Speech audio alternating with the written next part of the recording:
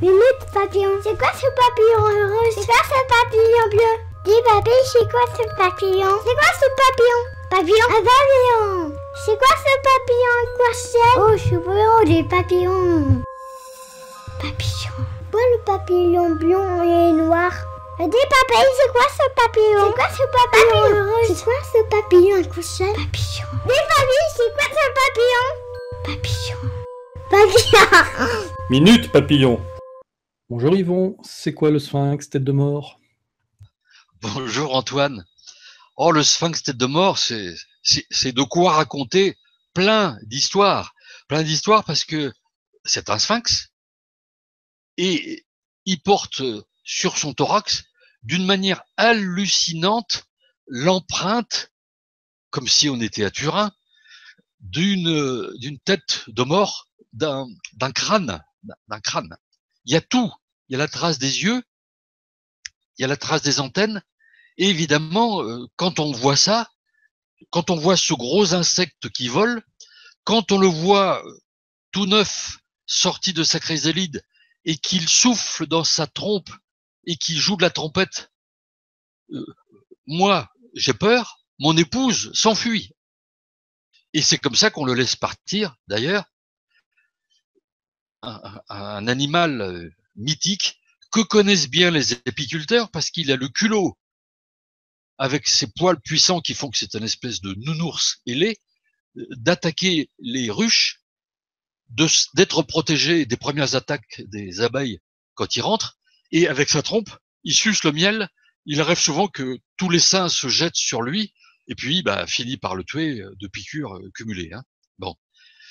Alors ça, c'est l'animal adulte qui est un migrateur et qui nous vient souvent d'Afrique en traversant la Méditerranée et qui vient chez nous nous rendre visite, où la dame va pondre sur les pommes de terre, sur tout ce qui est solané, puisque les pommes de terre sont des solanés, que ça soit des cultivées, c'est les pommes de terre, ou qu'elles soient sauvages. Et il faut s'habituer à reconnaître les pommes de terre sauvages dans la nature quand on aime Atropos.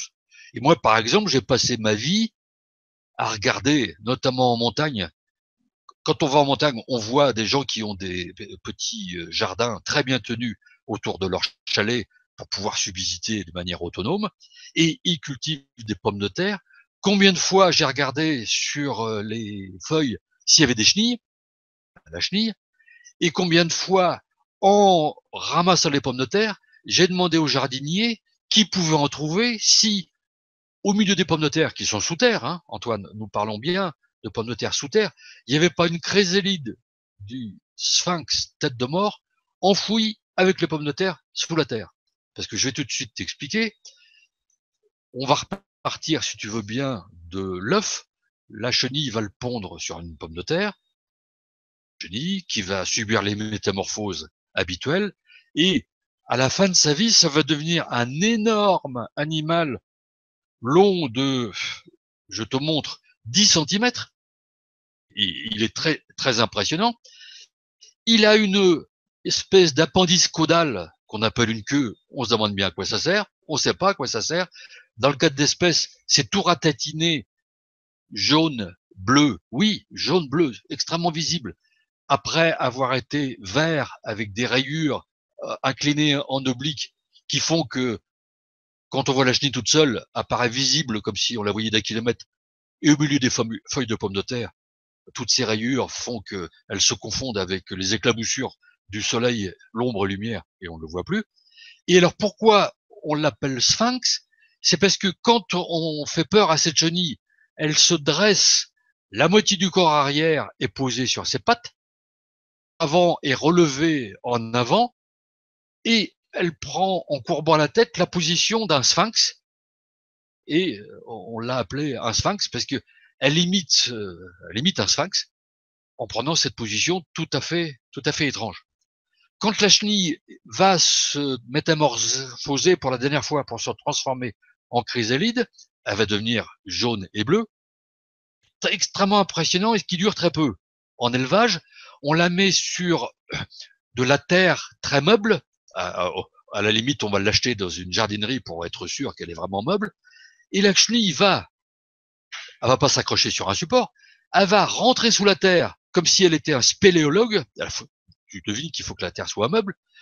Elle va faire 20 cm d'exploration à la verticale, et quand 15 jours après, on sera allé voir ce qui se passe, on va trouver une cavité vide, tissée de soie depuis l'intérieur, donc une espèce de tombeau. À l'intérieur, on va trouver la dernière mue, comme toujours, et surtout, on va trouver la chrysalide.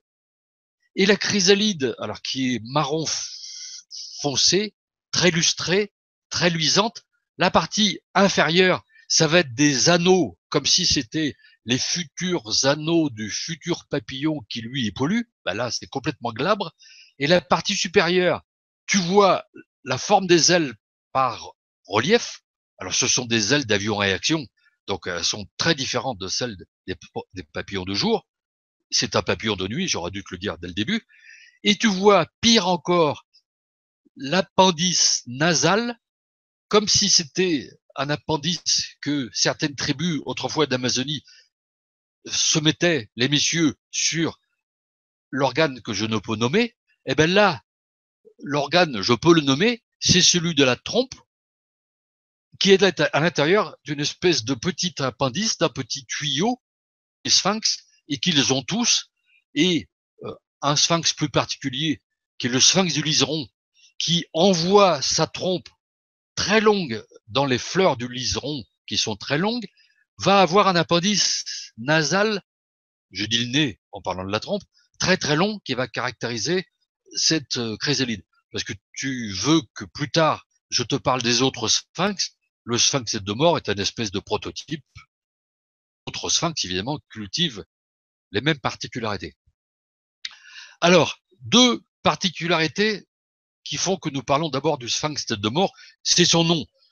Ce qui explique que nous sommes fascinés par les papillons, par leur métamorphose. Et je t'ai peut-être déjà dit que quand on parle de la chenille, on la compare à la vie humaine. Quand on parle de la chrysalide, on parle du tombeau. Or, voilà que notre chrysalide s'est mise dans un auto-tombeau qu'elle a fait sous la terre. Et quand elle va renaître, éternelle, qui va renaître pour l'éternité, papillon adulte. Et pour certaines populations et pour les anglo-saxons qui appellent les papillons de nuit moss, les papillons de jour butterfly, tu vois, butterfly c'est Madame Butterfly, elle chante le jour, et moss c'est les papillons de nuit qui évoquent le tombeau. Alors le sphinx de mort est toujours paru un symbole extraordinaire de la fin qui nous attend tous. Atropos achéron, Atropos, voilà son nom latin, chargé évidemment de gravité, puisque Atropos, c'était l'une des trois sœurs Parques que la mythologie nomme les moires, et elles sont représentées en dames qui filent la laine, qui ont des ciseaux, et quand elles coupent un fil, c'est comme elles couperaient le fil de la vie. Tu vois, je t'en parle avec des frissons dans le dos, parce que tout ça, c'est absolument tragique et affreux. Hein. Les Fates et le tombeau et le tableau de Salvati de la Galleria Palatina à Florence. Bon, j'en parle pas plus. Et le nom du sphinx tête de mort, c'est l'Achéron, c'est le fleuve des enfers. Et tu sais que quand les Romains décédaient, ils pensaient qu'ils allaient aux enfers, ils y entraient par des volcans, des fumerolles qu'on trouve encore en Italie. Et puis, ben là, ils franchissaient le fleuve Achéron, et puis ils devaient donner un sou aux conducteurs qui les emmenaient de l'autre côté, et personne n'est jamais revenu pour nous expliquer tout ça. Alors, une dernière particularité, je t'ai longuement parlé des pommes de terre. Figure-toi qu'il y a 2 ans à peine, alors que je suis plus tout jeune, j'ai vécu une découverte pour moi extraordinaire. J'allais chez un ami près d'ici qui possède des oliviers. Tu vois que la remontée des oliviers traduit bien chez nous le réchauffement climatique, puisque des oliviers, on en trouve maintenant en Bretagne, et peut-être que toi qui vis à Rouen, tu vas trouver des oliviers qui sont apportés à Rouen. Tu sais, c'est l'arbre de la paix, alors on adore en avoir près de chez soi. Et cet ami a une piscine, et sa piscine est entourée de planches, et figure-toi que sur les planches, il voit des crottes, on peut pas appeler ça autrement que des crottes. Il en voit une, il en voit deux, il balaye les crottes, et puis il se demande d'où ça vient. Je viens chez eux, je vois ces crottes. Quand je vois des crottes comme ça, je suis intrigué et je regarde immédiatement au-dessus des crottes s'il n'y a pas quelque chose qui fait des crottes. Et tu sais pas ce que je trouve? Je trouve une énorme chenille de 10 cm de long qui était accrochée dans les feuilles d'olivier. Elle était plus grosse que les feuilles d'olivier. Eh ben, j'ai découvert que le sphinx tête de mort, qui est donc vit en Afrique, quand il traverse la Méditerranée et qu'il voit des oliviers, sa femelle peut pondre dessus, et que la chenille, eh ben, j'ai fini de l'élever sur l'olivier où elle se voyait comme le nez au milieu de la figure. Et une fois de plus, la femelle avait très bien pondu. Elle avait proportionné ses œufs à l'olivier, et sur un gros olivier, elle avait pondu 3 œufs. Tu te rends compte, les chenilles mangeaient les rameaux de l'olivier, faisaient des crottes d'autant plus énormes qu'elles étaient grosses, et c'est comme ça que j'ai fait mon dernier élevage l'année dernière, ici, et que j'ai vu éclore le sphinx tête de mort, et que donc il faut le chercher la tête en l'air sur l'olivier, et une fois de plus, tu vois, c'est la chenille qui est presque plus intéressante que le papillon adulte. Alors la prochaine fois, on pourra parler d'autres sphinx, parce qu'il y en a plein, et des drôlement intéressants. Pour t'intriguer, tu vois, il y a un sphinx de la vigne. Il est tout couleur de vigne, tout rose-violet. On le trouve à Bordeaux. Et il y a le sphinx de la vigne de Bourgogne, il y a le sphinx de la vigne d'Alsace, et il s'appelle Elpenor. Alors, je finis là-dessus parce que Elpenor, tu sais que c'était un compagnon d'Ulysse, et tu sais que Ulysse, il marchait au vin rouge, puisqu'il connaissait pas le whisky, hein. Donc, c'était le vin rouge, Dionysos, Bacchus, qu'est-ce qui se faisait comme vin rouge et qui le tirait des jarres et tout ça. Et là, il avait quelques compagnons qui bossaient tellement à tirer les rames sur les galères que le compagnon Elpenor, eh ben, il se peintait au vin rouge. Et une fois, il a bu du vin rouge, il était au-dessus d'une balustrade et il s'est cassé la figure d'une balustrade. Et Linné a donné son nom au papillon du vin rouge, qui est le sphinx Elpenor, le sphinx de la vigne. Merci Yvon.